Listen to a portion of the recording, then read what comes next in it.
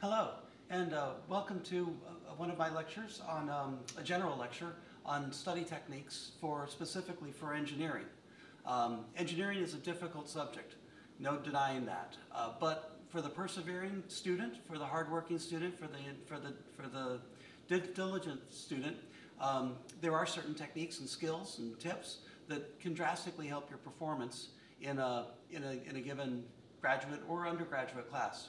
I also hope this lecture itself is useful for the science and math-oriented high school students as well. So this lecture is how to get an A in engineering. It's not free, it's not easy, by really trying. So these are study tips in engineering for the hardworking student. My name is Professor Duncan McFarlane, and I'm a professor of electrical engineering here at the SMU Lisle School. Welcome. The secret to success is constancy to purpose, what you want to achieve. So let me talk a little bit about some of the things that sort of frame the problem of learning a very difficult subject, such as engineering. Why is engineering hard? The role of homework, the role of lectures, studying for tests, and then finally, a little bit about ethics and growing your reputation, sort of a practical career perspective, I think. So, a few reasons why engineering is difficult. There's the analysis of things. There may be three reasons why you might have trouble with a particular topic or a particular homework problem or test problem. One thing is that maybe the mathematics. It's very common to have a rich background in mathematics and not quite understand the particulars of the mathematics of the problem at hand. Or you might have had a really good calculus course or a math course and understand the mathematics perspective really well, but the techniques and the particular tricks are a little bit different for this particular engineering problem that you may be having, or a topic that you may be confronting. So you might have to learn, or you might have to relearn some math techniques and some tricks. But at least knowing that the math is what's difficult is a big step up in giving you an agenda or giving you an action plan for closing the gap. Another reason why engineering might be hard is the underlying principles, or what I might refer to as the science or the physics of the topic. So there might be, for example, supposing you're taking a semiconductor course and there's fundamental quantum mechanics in there. Well, quantum mechanics is a mysterious business. The mathematics are okay, they're fairly straightforward, but the interpretation can be really tricky. So the underlying physics, the underlying principles of the topic or the problem might be very challenging. So try to understand the qualitative picture. All too often we consider the details, but step back and look at what are we really trying to do with this. Finally, if it's a derivation, and very many of us teach by method of derivation, so when your assumptions vary in the professional world, you can roll those back and make improvements to the art. So you look at the final result of the derivation, and classically, traditionally, this is an equation. It's a relatively easy to swallow equation. And so look at this, and I'll cover this in the second lecture, how to read an equation. But here's just a few thoughts right from the beginning. Just look at the equation. Spend some time on it. There's terms usually in the numerator, and there's terms usually in the denominator. If things get bigger in the numerator, the expression gets bigger. If things get bigger in the denominator, the expression gets smaller. Those are very easy facts, but they help you understand, sort of what's going on, what's the drivers for these. There are exponents or logarithms. What are the, is it x to the squared or x to the cube? That matters, how aggressive the functions are. And then finally, one simple thing is plotting these equations. And nowadays there's a variety of wonderful software packages to plot, both expensive and free, and everywhere in between. I'm rather old these days, and so I think in terms of, back when I was a student, I actually plotted a lot of these things by hand using colored pencils and sometimes even French curves on graph papers. And it's much harder, it takes much more time, But you know, the advantage was that I spent time, intimate time with the equation, and I think I understood things better by drawing those curves and relating them back to the equation. I'm not suggesting you do that, but maybe some of you will find that useful. And then the third problem, why engineering is hard, we have the math, we have the underlying principles, the physics, and then we also might have a very complicated application. And in other words, there might be simple applications, and there might be ones that string together two or three basic principles, and that might be a very difficult thing to challenge. Or the application might mask what rule or what math or what physics you actually have to apply. Again, identifying these reasons and understanding these reasons in its own light for your own problem will let you figure out what next steps to do to break down or to eliminate the trouble you're having with that problem. So, in a nutshell, try to diagnose why exactly you're having the trouble of the particular problem at hand. Okay, there's another reason why engineering is hard. And that is that we don't do analysis. We mostly do design. And that is, we solve problems that have not been solved before. We solve problems in new ways with new technology. We solve problems that may not have a direct solution. It may not have a real and optimal solution. Creativity, and that's what we're really talking about. Engineering is an incredibly creative endeavor. It's very hard to manage, but it's not at all impossible.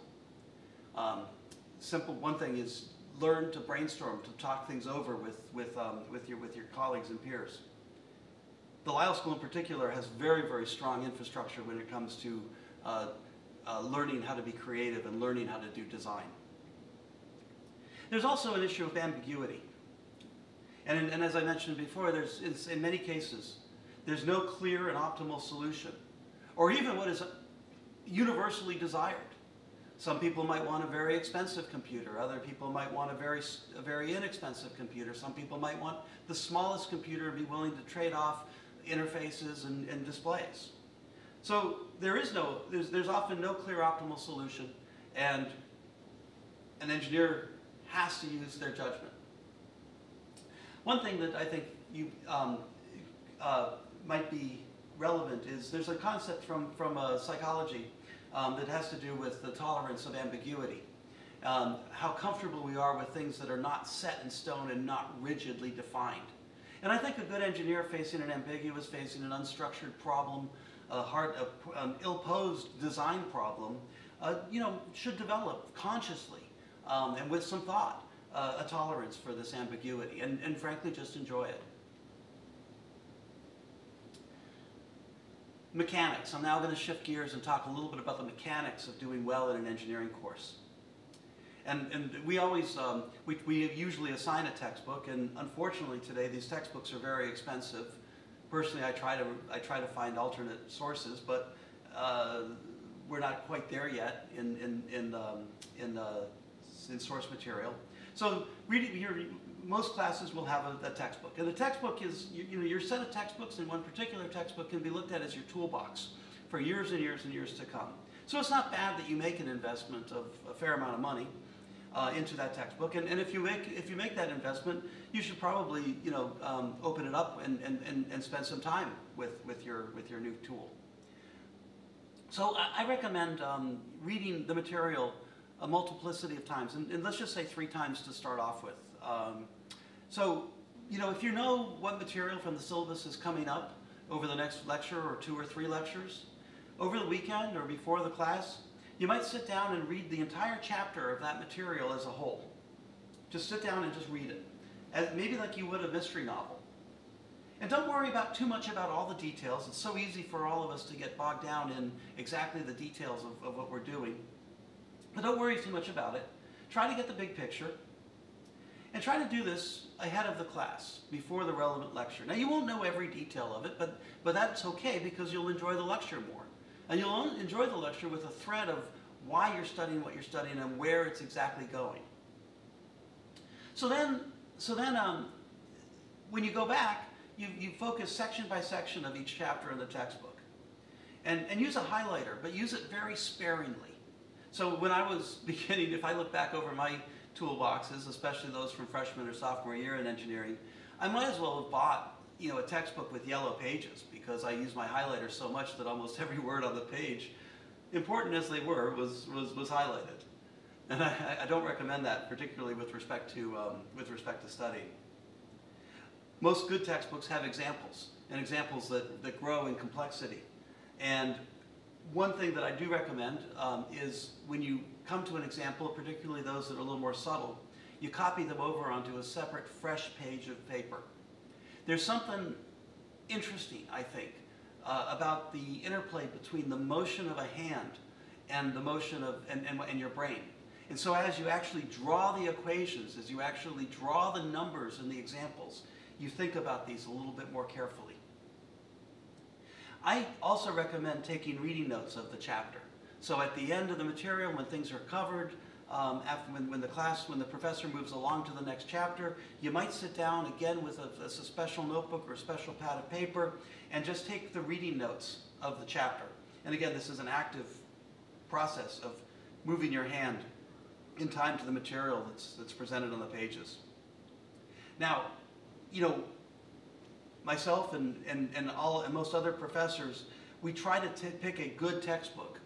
That's a very subjective decision, and we know that picking a good textbook may be a good textbook for some style of learning and not a good textbook for other styles of learning. It may be that one professor chooses a textbook that's too easy, or another might choose a textbook that's too challenging for certain members of the class. Well, there's a whole bunch of other textbooks out on almost any topic that we cover in undergraduate and beginning graduate class. So if you don't like the textbook's treatment of a particular chapter or a particular section in a chapter, look for another textbook. Go to library. They're free there. And then be critical about, okay, this author does a really good job of this particular subject, and this author doesn't. Now, doing homework.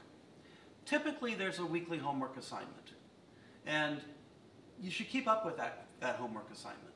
And you should, regardless of whether those homework assignments are turned in or not, you should be neat and professional.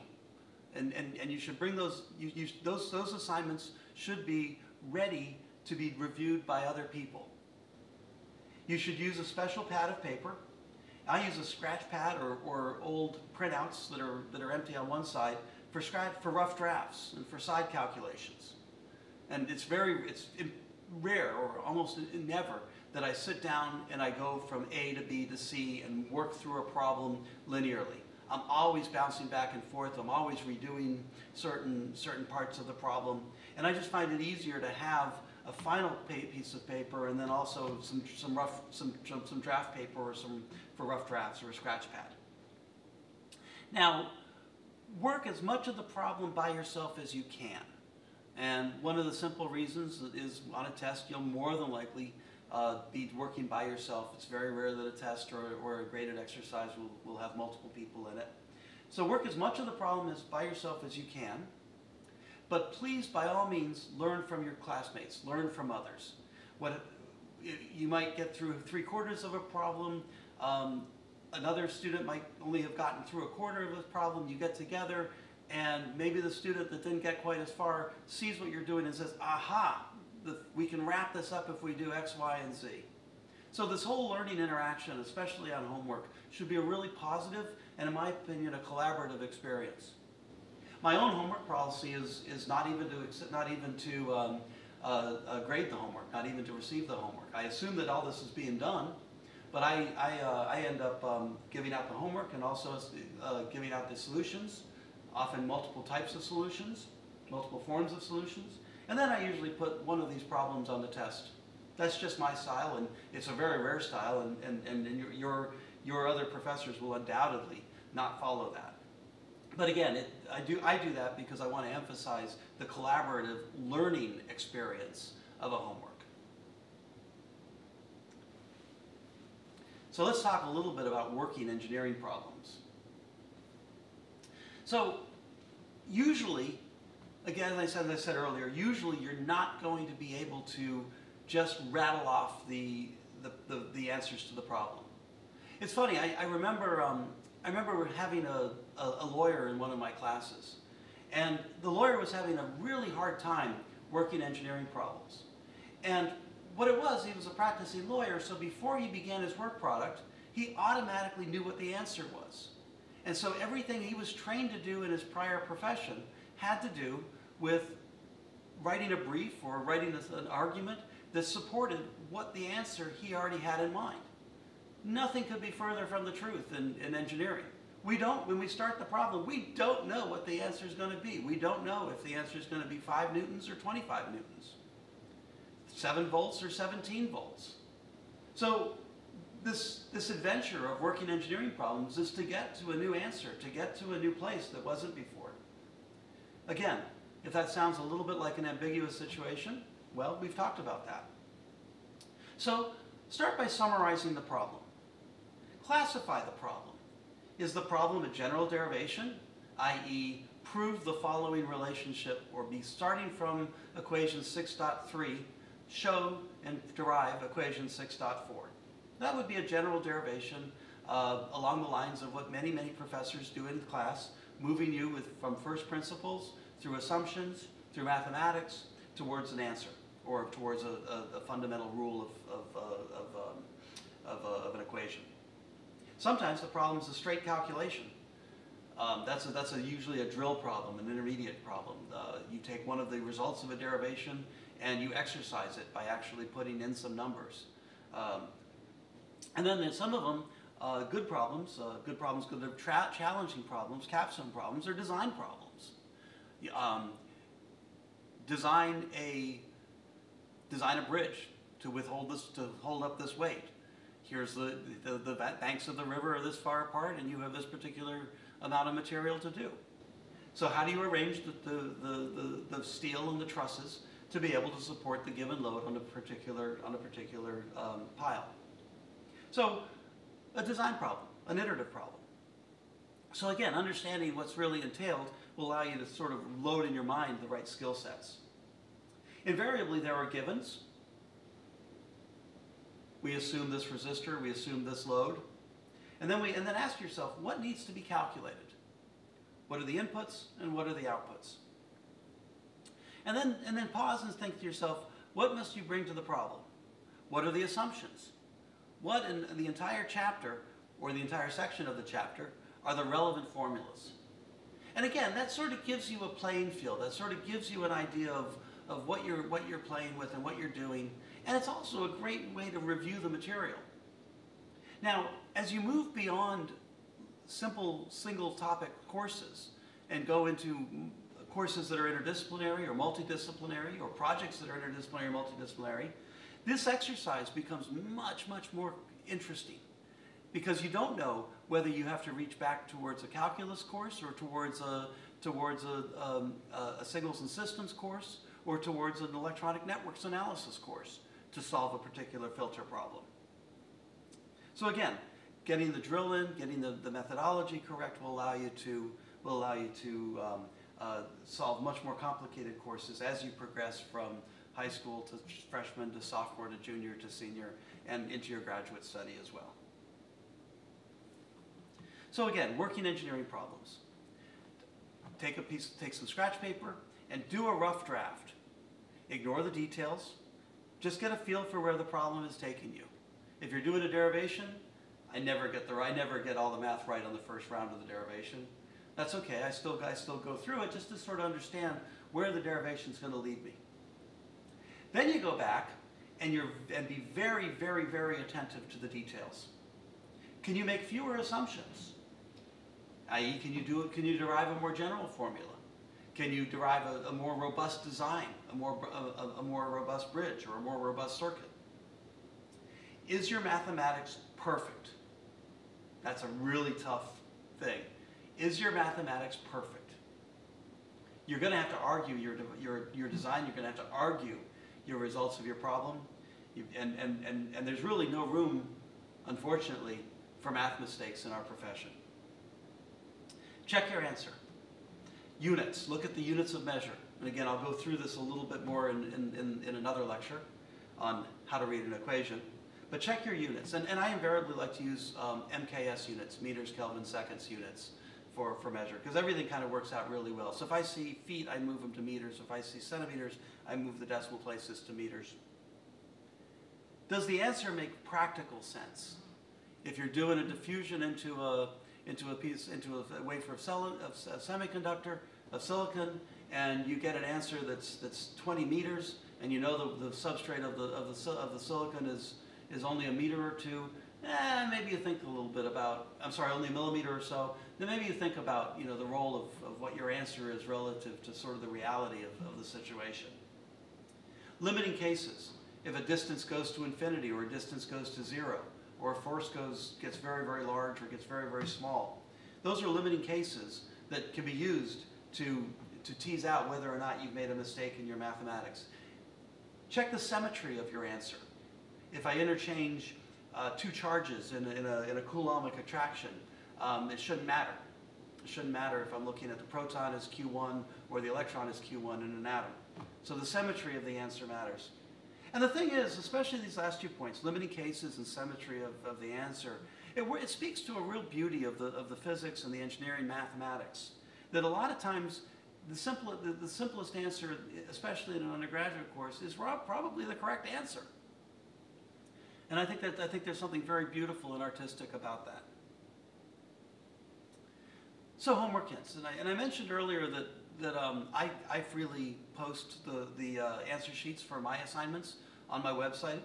It's also well known that if I didn't do that, the answers or answers from textbook problems are probably out on the internet in a Google search away.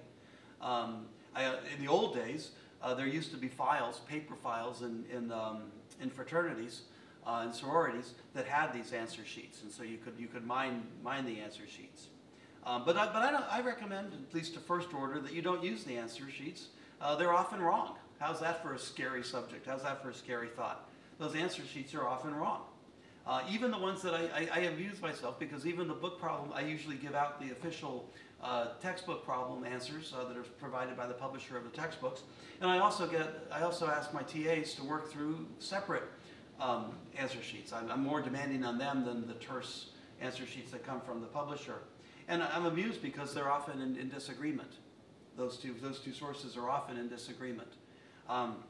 And I think, again, that ambiguity teaches us something. So the answer sheets are really just for a guide and only as a last resort.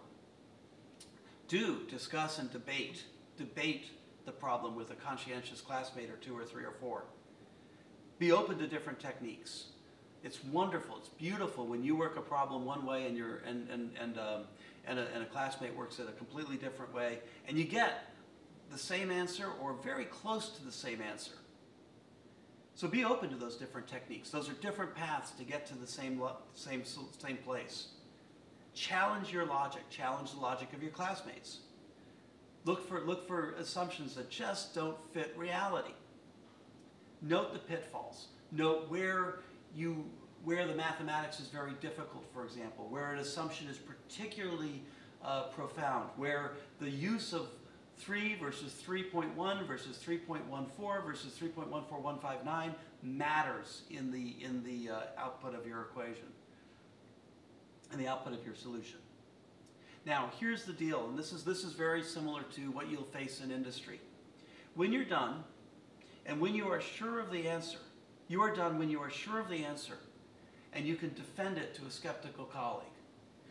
So let me put it this way. Your boss or a product manager or a colleague is going to ask you to do a design for a circuit or the specification of a particular optical isolator component.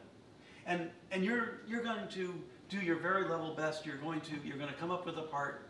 If you cannot articulate your decision, if you cannot articulate your answer and walk through very quickly, very easily, the logic of what you have done and what led you to that decision, you're going to have a really hard time convincing your boss, your product manager, or your colleague. And that's just human nature. And just think about to yourself and say, well, what do I do to have to believe this mathematics? Now, in test taking, this is a really good skill because your grader, your professor, undoubtedly wants to be convinced, wants to see the logic of your process flow. In fact, sometimes that professor wants to see the logic and the direction of where you're going, how your mind works. That's much more important to that person than whether you've gotten exactly the right answer on your test question. So lectures. I think there's, in this day of teleeducation, of this day of putting these lectures out for me on Prof. McFarland on YouTube, I hope to reach a lot of people all around the world with my efforts at teaching. But I think there's something magic about being in class with people. There's a motivation, there's a camaraderie, and then hopefully the camaraderie extends beyond the lecture and to the professor itself. We become a team in the classroom, listening to and exploring what I consider just to be absolutely beautiful topics of mathematics and science and engineering. So this very, very special place called a classroom, called a lecture, is really a beautiful learning environment. And so come to that class, participate in that class, even if it's at 8 in the morning or 8 at night, or on a Sunday morning, as I've sometimes had to teach in my career. Sit where you can hear the discussion and read the board. Speak up if you can't. Sometimes if I'm writing on the whiteboard or the blackboard, my handwriting, especially if I get excited about a topic and I move quickly, my handwriting gets small and illegible, or I lose a subscript. I love it when somebody from the back row yells out, "Could you write a little bit larger?" And then that kind of calms me down a little bit and gets me back to a much more sane pace and hopefully a more legible handwriting. Take notes.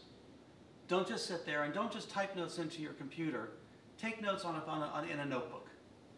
Don't just write down the equations, but also try to write down bullet points, try to write down the logic of the words that go between the equations.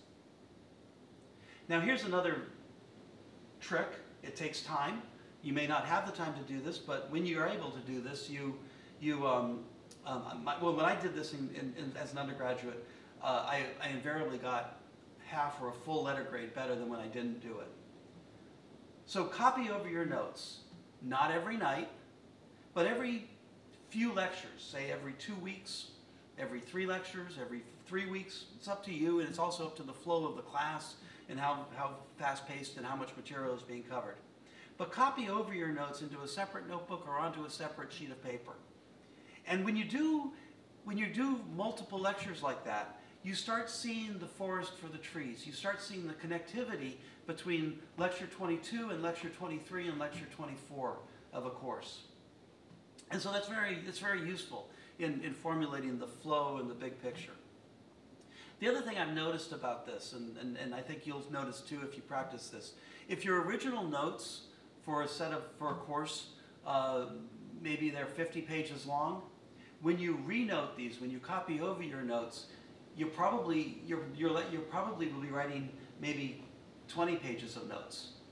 And if you do it again, you'll probably get it down to 10 pages of notes. And if you do it again, you'll probably get it down to that one mythical one-page sheet of notes that some professors allow for their exams. So what you're doing in each of those iterations is more and more material is going into your innate knowledge. More and more material is going into your brain, into your memory, into your logic flow. Now, if you have to miss a lecture, and if it's not recorded, and so many lectures today are recorded, and certainly recorded in other sources, but if you have to miss a lecture, borrow the notes not from one student, but from 2 or 3 students. Sit there with all three of these notebooks open from your friends and your colleagues in class, and compile them into your own notebook. So invariably, Jane will have written down something that Joe forgot, or vice versa, and you can kind of pull together and you can get the best of both of those students. And then when you have those notes compiled in your notebook, come to the TA, come to the professor, come to your friends, and ask the questions about what you don't understand. In other words, if if you miss a lecture, you may have to spend an equal or even a greater amount of time catching up with that lecture. Again, another advertisement or encouragement to come to the lecture in the first place. Stay on track and stay in that lovely environment that is a classroom learning experience. So now we're going to talk about studying, and I don't know if you remember my first set of bullet points, but it had to do with don't study before an exam. And that's a little bit flippant, all right, it's a lot flippant. But certainly don't expect to cram right before a test. You know, take some time, start, you know, reviewing your material 3 or 4 or 5 nights before the exam. And then at the night before the test, you know, get a good night's sleep. Time management is important, especially even as an undergraduate, where we almost sometimes fire hose you with material. Copy over your reading notes and your lecture notes again. Your notes will get shorter. I talked about this.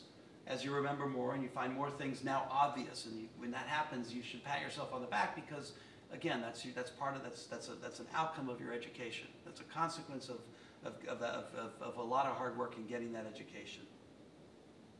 And then make a 1 or 2 page summary of the highlights. This is what some professors call a cheat sheet and what some professors allow you to bring into a class. Even if that's not allowed or encouraged, even if the class is open notes, try to, as a study aid the night before, try to make that 1 to 2 page summary of the highlights. Certainly if it's a midterm test, that 1 or 2 page summary will be fabulously useful for you when you go to the final. Many, many times courses build on the prior courses, and again, before a new course begins, going back, maybe you took a course a prerequisite a year earlier, find that 1 or 2 page summary for the final exam, skim through it before you begin the course. Just put everything in perspective, avoid surprises in the classroom. A little joke. So taking tests. So read through the entire test.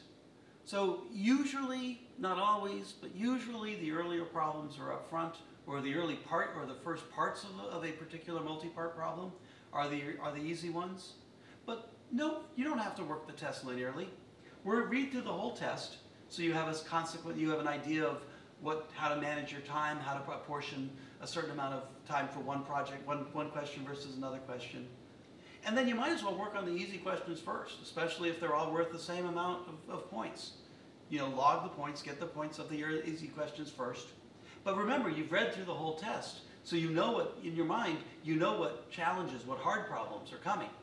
And while you're working the easy problems, while you're getting your confidence, while you're getting your sea legs in the exam room, you're also considering, subconsciously, frankly, the approaches to the more challenging problems.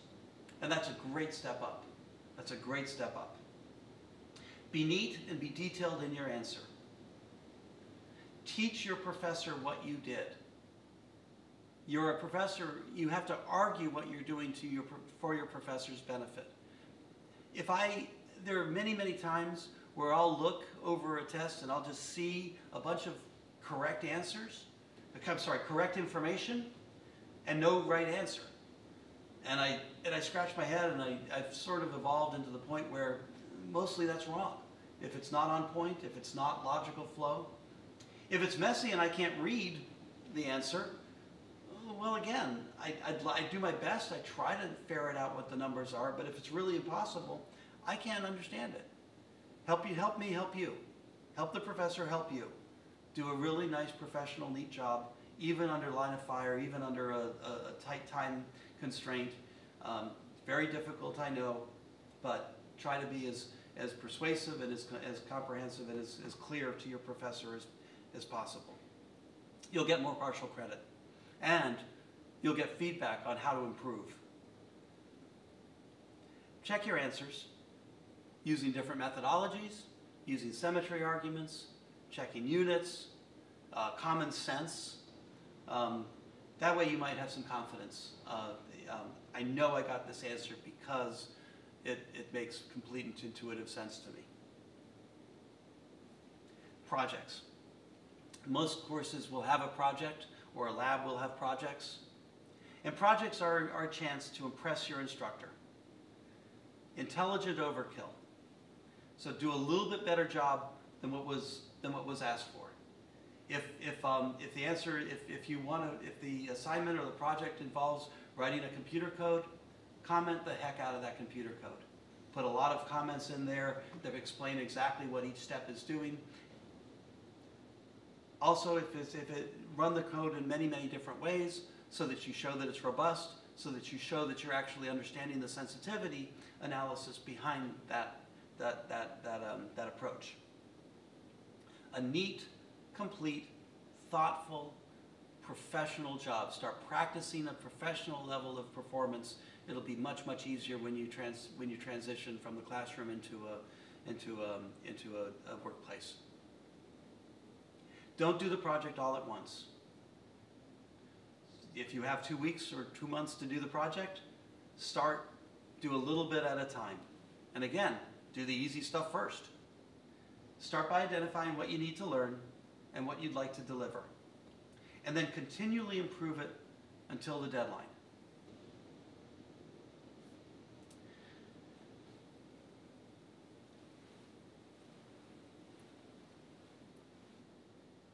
Now, I want to close this with a little bit of discussion about ethics and about your reputation and about, frankly, academic dishonesty and cheating.